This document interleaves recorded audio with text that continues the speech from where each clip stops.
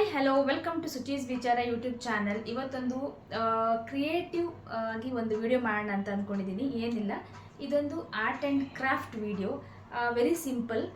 ನನ್ನ ಮಗಳ ಸ್ಕೂಲಲ್ಲಿ, ಅವಳು ಫಸ್ಟ್ ಸ್ಟ್ಯಾಂಡರ್ಡ್ ಹೋಗ್ತಾ ಇದ್ದಾಳೆ, ಅವಳ ಸ್ಕೂಲಲ್ಲಿ ಒಂದು ಫ್ಯಾನ್ಸಿ ಡ್ರೆಸ್ ಕಾಂಪಿಟೇಷನ್ ಇಟ್ಟಿದ್ದಾರೆ. ಫ್ಯಾನ್ಸಿ ಡ್ರೆಸ್ ಕಾಂಪಿಟೇಷನ್ಗೆ ಅಂದರೆ ನೇಚರ್ ಎಲಿಮೆಂಟ್ ತೊಗೋಬೇಕು. ನೇಚರ್ ಎಲಿಮೆಂಟ್ ಅಂತ ಬಂದಾಗ ನಾನು ಏನು ಚೂಸ್ ಮಾಡಿದೆ ಅಂದರೆ ಫ್ಲವರ್ ಮಾಡೋಣ, ಅಂದರೆ ಸನ್ಫ್ಲವರ್ ಥೀಮ್ ತೊಗೊಳ್ಳೋಣ ಅಂತ ಸನ್ಫ್ಲವರ್ ಥೀಮ್ ತೊಗೊಂಡಿದ್ದೀನಿ. ಸನ್ಫ್ಲವರ್ನ ಹೇಗೆ ಮಾಡೋದು, ಆರ್ಟ್ ಆ್ಯಂಡ್ ಕ್ರಾಫ್ಟಲ್ಲಿ ಯಾವ ರೀತಿ ಮಾಡೋದು ಅಂತ ಇವತ್ತಿನ ವಿಡಿಯೋದಲ್ಲಿ ನಾನು ಮಾಡಿ ತೋರಿಸ್ತೀನಿ. It is very simple. ಇಲ್ಲಿ ನಾನು ಸಿಂಪಲಾಗಿ ಹೇಳ್ತೀನಿ ಕೇಳಿ. ಇದು ಕಲರ್ ಶೀಟ್ ತೊಗೊಂಡಿದ್ದೀನಿ ನಾನು, ಯೆಲ್ಲೋ ಕಲರ್ ಶೀಟ್. ಅದರಲ್ಲಿ ನಾನು ಮೆಜರ್ಮೆಂಟ್ ತೊಗೊಂಡು ಕಟ್ ಮಾಡಿದ್ದೀನಿ. ಅಂದರೆ 2/15 ಆ ಥರ ಮೆಜರ್ಮೆಂಟ್ ತೊಗೊಂಡು ಕಟ್ ಮಾಡಿದ್ದೀನಿ. ಯಾಕಂತ ಹೇಳಿದರೆ ನಮಗೀಗ ತುಂಬ ಲೀಫ್ ಬೇಕಾಗುತ್ತೆ, ಲೀಫನ್ನು ಕಟ್ ಮಾಡ್ಕೋಬೇಕಲ್ವ, ಅದಕ್ಕೋಸ್ಕರ ಮೆಜರ್ಮೆಂಟ್ ಚೇಂಜ್ ಮಾಡಿಬಿಟ್ರೆ ಏನಾಗುತ್ತೆ, ಒಂದೊಂದು ಸೈಜ್ ಆಗಿಬಿಡುತ್ತೆ ಅಂತ ನಾನು 2x15 ಎಲ್ಲ ಸೈಜು ಸೇಮ್ ತೊಗೊಂಡೆ. ಹಾಗೆ ಲೀಫೆಲ್ಲ ಕಟ್ ಮಾಡಿಬಿಟ್ಟು ಅದಕ್ಕಿಂತ ಮುಂಚೆ ನಾನು ಕಾರ್ಡ್ಬೋರ್ಡ್ ಶೀಟ್ ತೊಗೊಂಡಿದ್ದೆ.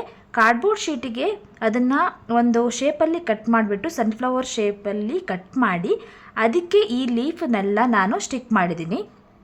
ಫೆವಿಕಾಲ್ ಹಾಕಿ ಎಲ್ಲ ನೀಟಾಗಿ ಸ್ಟಿಕ್ ಮಾಡಿದ್ದೀನಿ ನೋಡಿ.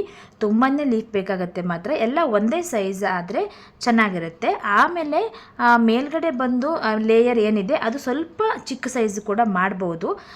ಇವಾಗ ನೋಡಿ ತುಂಬ ಚೆನ್ನಾಗಿ ಕಾಣಿಸ್ತಾ ಇದೆ. ಈ ರೀತಿ ಕಟ್ ಮಾಡಿ ಸ್ಟಿಕ್ ಮಾಡಬೇಕು.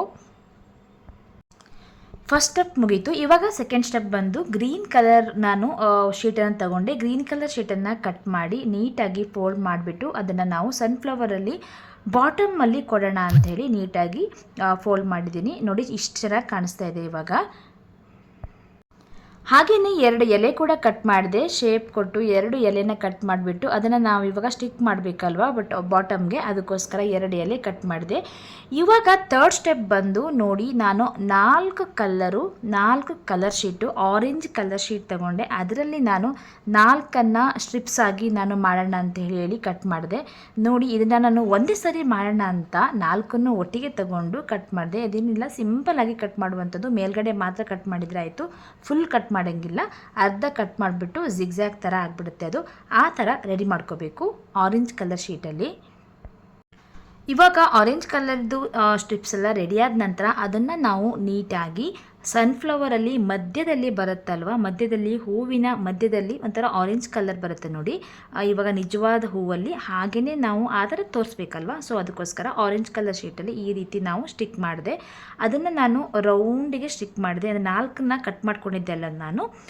ಸೊ 4 ಕೂಡ 1 by 1 ನೀಟಾಗಿ ಅಲ್ಲಿ ಸುತ್ತಲೂ ನಾನು ಫೆವಿಕಾಲ್ ಹಾಕ್ಕೊಂಡು ಅದನ್ನು ಸ್ಟಿಕ್ ಮಾಡಿದೆ.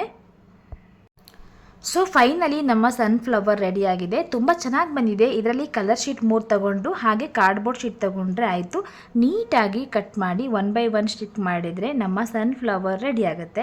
ತುಂಬ ಸಿಂಪಲ್ಲಾಗಿ ಮಾಡ್ಬೋದು. ಸೊ ಇವತ್ತಿನ ಈ ವಿಡಿಯೋ ನಿಮಗೆಲ್ಲ ಯೂಸ್ಫುಲ್ ಅಂತ ಅಂದ್ಕೊಂಡಿದ್ದೀನಿ. ಹಾಗೆಯೇ ನನ್ನ ಚಾನಲ್ ಯಾರೆಲ್ಲ ಸಬ್ಸ್ಕ್ರೈಬ್ ಮಾಡಿಲ್ಲ, ಪ್ಲೀಸ್ ನನ್ನ ಚಾನಲನ್ನು ಸಬ್ಸ್ಕ್ರೈಬ್ ಮಾಡ್ಕೊಳ್ಳಿ ಅಂತ ಕೇಳ್ಕೊಳ್ತಾ, ಇನ್ನೊಂದು ಹೊಸ ವಿಡಿಯೋದಲ್ಲಿ ನಾನು ನಿಮಗೆ ಮತ್ತೆ ಸಿಗ್ತೇನೆ. ಅಲ್ಲಿ ತನಕ take care, bye bye, thank you all.